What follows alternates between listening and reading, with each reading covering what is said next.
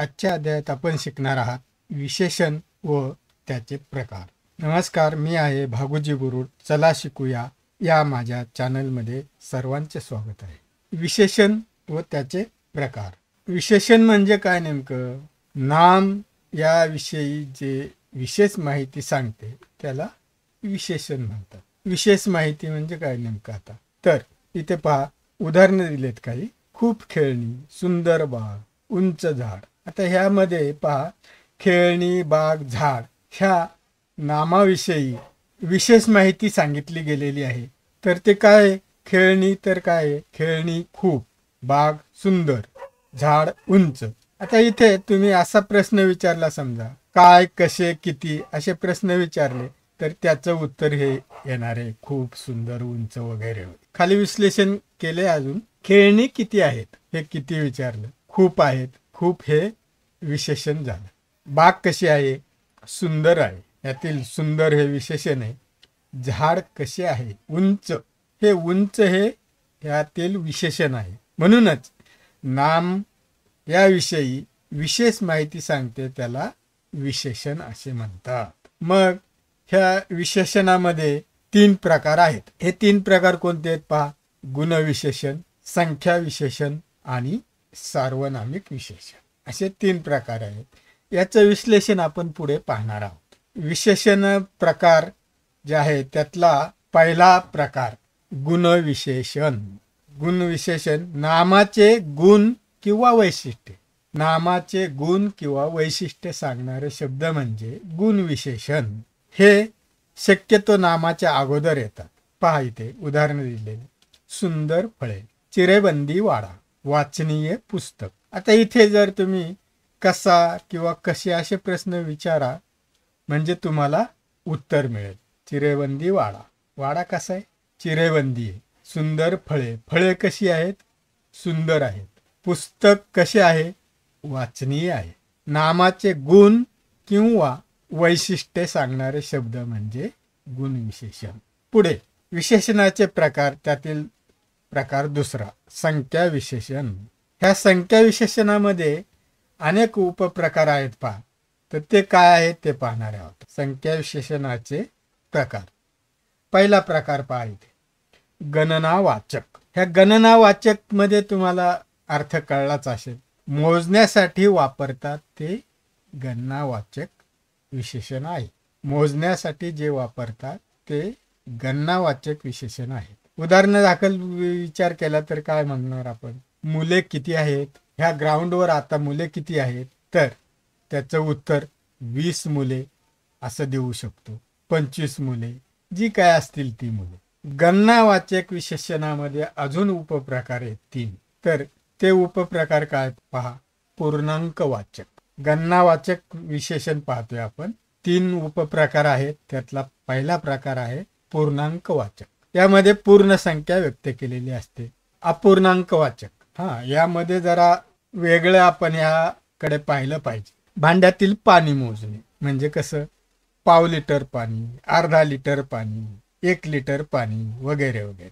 अर्धा मीटर कापड मोजण्यासाठी मीटर हे परिमाण वापरले जाते. म्हणजे मीटर कापडासाठी वापरले जाते. म्हणजेच अर्धा मीटर, पाव मीटर आणि 1 मीटर वगैरे वगैरे. तर पाणी मोजण्यासाठी लिटर वापरले जाईल आणि कापड मोजण्यासाठी मीटर वापरले जाईल. त्यामध्ये संख्या ही अपूर्णांकात भरली जाईल. म्हणून हे अपूर्णांकवाचक विशेषण आहे. संख्या विशेषणामधील तिसरा प्रकार आहे गणनावाचक मधील साकल्यवाचक. सर्वांसाठी मिळून जे विशेषण वापरले जाते त्याला साकल्यवाचक विशेषण म्हणतात. याच्या उदाहरणावरून लगेच लक्षात येईल तुम्हाला. 5 मित्र मुंबईला राहतात. 5 हा शब्द जो वापरलाय तो 5 लोकांसाठी वापरलाय. 3 भाऊ. 5 झाडे पावसात पडली. 5 झाडे पावसात पडली म्हणजे एका ग्रुपला मिळून जे विशेषण वापरले जाते ते साकल्यवाचक विशेषण. तर गणनावाचक पाहून झालं आपलं. त्या विशेषणाचे जे प्रकार आहेत 3, त्यातलं दुसरं विशेषण आहे संख्या विशेषण. ह्या संख्या विशेषणामध्ये जे अनेक प्रकार आहेत त्यातला पहिला प्रकार आपण पाहिला. तो कुठला होता? गणनावाचक. आता दुसऱ्या प्रकाराकडे वळूया, क्रमवाचक. क्रमवाचक आणि संख्यावाचक यामध्ये अनेक वेळा संभ्रम निर्माण होतो, घोटाळा होतो. झाडांची गणना केली तर 1 2 3 4 5 अशी गणना होऊ शकते. पण क्रम वाचायचा म्हटलं तर पहिले झाड, दुसरे झाड, तिसरे झाड, चौथे झाड इत्यादी इत्यादी. आणि जर मग तिसरे झाड सांगितले तर त्या झाडाचा क्रमांक सांगितला, म्हणून त्याला क्रमवाचक असं म्हटलं जाईल. म्हणून क्रम सांगण्यासाठी जे विशेषण वापरले जाते त्याला क्रमवाचक विशेषण म्हणतात. संख्या विशेषणातल्या प्रकारामध्ये आपण आता तिसरा प्रकार पाहणार आहोत, आवृत्तीवाचक. विशिष्ट गोष्टीची आवृत्ती किती वेळा घडली हे सांगणारे विशेषण. विशिष्ट गोष्टीची आवृत्ती किती वेळा घडली हे सांगणारे विशेषण म्हणजेच आवृत्तीवाचक.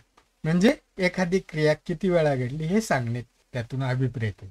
मग त्याचे उदाहरणच पाहिजे झालं तर पहिली आवृत्ती, दुसरी आवृत्ती. आणि हे उदाहरण आवृत्तीवरून आपल्याला लगेच लक्षात येऊ शकतं की एखादं पुस्तक छापलेलं असतं, त्या पुस्तकाच्या सुरुवातीला अगदी लिहिलेलं असतं, जी काही माहिती दिलेली असते सुरुवातीला त्या माहितीमध्ये लिहिले असतं की ही आवृत्ती कितवी आहे या पुस्तकात. पहिली आवृत्ती, दुसरी आवृत्ती, चौथी आवृत्ती, पाचवी आवृत्ती वगैरे वगैरे असं लिहिलेलं असतं. तर यावरून आपल्याला कळतं की हे पुस्तकाचा खप चांगला आहे आणि याच्या किती आवृत्ती निघालेल्या आहेत. विशेषणाचे प्रकार, त्यातील आपलं दुसरं म्हणजे संख्या विशेषण पाहतो आणि संख्या विशेषणामधील प्रकार आपण पाहतो. तर आता राहिलेले हे 2 प्रकार आपण पाहणार आहोत इथे संख्या विशेषणामधील. आता चौथा प्रकार जो आहे हा पृथकवाचक संख्या विशेषण असा प्रकार आहे.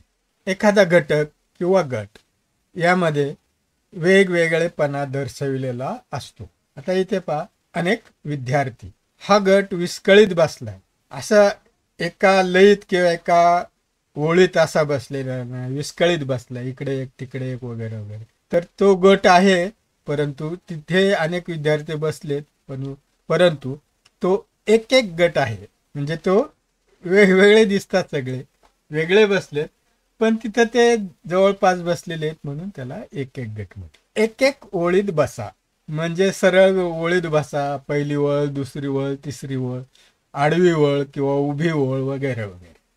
आणि त्यामध्ये मग पुन्हा अजून ग्रुप करा, मुलांची लाईन करा, मुलींची लाईन करा किंवा 7-7चा एक गट करा वगैरे वगैरे. अशी जी विश्लेषणे असतात ती पृथकवाचक संख्या गट असतात, पृथकवाचक संख्या गट असतात. संख्या विशेषणामधील 5वा प्रकार जो आहे अनिश्चित संख्या विशेषण. निश्चित संख्या सांगितलेली नसते, हे लगेच कळेल. निश्चित संख्या सांगितलेली नसते त्याला अनिश्चित संख्या विशेषण म्हटलं जातं. उदाहरणार्थ काय घेतलं आपण पहा, पुष्कळ लोक सभेला आलेली होती. पुष्कळ लोक सभेला आलेली होती म्हणजे इथे निश्चित असं काही सांगितलेलं नाही. अनिश्चित, अनियमित संख्या विशेषण खूप लोकांना म्हणजे अनिश्चित, अनियमित संख्या विशेषण. खूप लोकांना राशन मिळाले, यामध्ये काय, खूप हा म्हणजे अनिश्चित आहे, त्यात निश्चित अशी संख्या सांगितलेली नाही. खूप खूप म्हणजे किती असू शकतात. विशेषणाचे प्रकार, त्यातील आता हा शेवटचा आणि तिसरा प्रकार आहे पहा. विशेषणातील प्रकार तिसरा प्रकार सार्वनामिक विशेषण. या सार्वनामिक विशेषणाची व्याख्या काय केली, सर्वनामापासून जे विशेषण तयार होते त्याला सार्वनामिक विशेषण म्हणतात. माझे टेबल आहे. टेबल कुणाचे असा प्रश्न विचारला तर काय उत्तर मिळणार, माझे. पेन कुणाचे आहे, इथे जे तुझे दिले याला विचारलं पेन कुणाचे आहे तर तुझे हे उत्तर मिळेल. कोणते, घर, कुठले घर, कोणते घर असं विचारलं जाईल. हे झाड, कोणते असा प्रश्न विचारला तर उत्तर मिळेल हे. ही सर्वनामे ज्यावेळी विशेषणासारखे कार्य करतात, सार्वनामिक विशेषण पाहतोय आपण. ही सर्वनामे ज्यावेळी विशेषणासारखे कार्य करतात त्यावेळी त्यांना सार्वनामिक विशेषण म्हणतात.